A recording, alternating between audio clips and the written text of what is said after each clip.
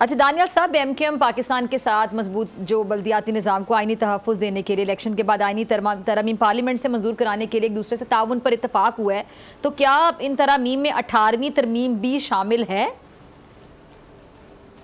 मैं आपसे यह करना चाहता हूँ कि इन्होंने जो इस वक्त आर्टिकल 140A है इसको समझा ही नहीं।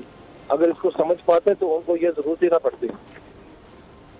ठीक है, ठीक है। अच्छा, आज आपको क्या लगता है कि कानून की आड़ में जो आप लोगों को पॉलिटिकल विक्टिमाइजेशन का निशाना बनाया गया, और अगर नैब नवाज शरीफ साहब के केस में ऐसा कर सकता है तो बाकी जमातों के जो केसेस इसके तहत हैं फिर उनके हवाले से आप क्या कहेंगे?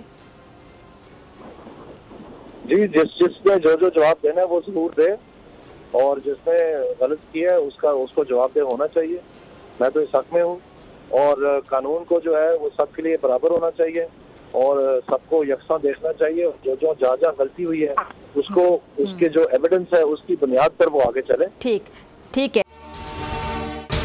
अगर आपको ये वीडियो पसंद आई तो सब्सक्राइब करें और बेल आइकन पर क्लिक करें। सब्सक्राइब करें और बेल दबाएं ताकि कोई खबर रह न जाए।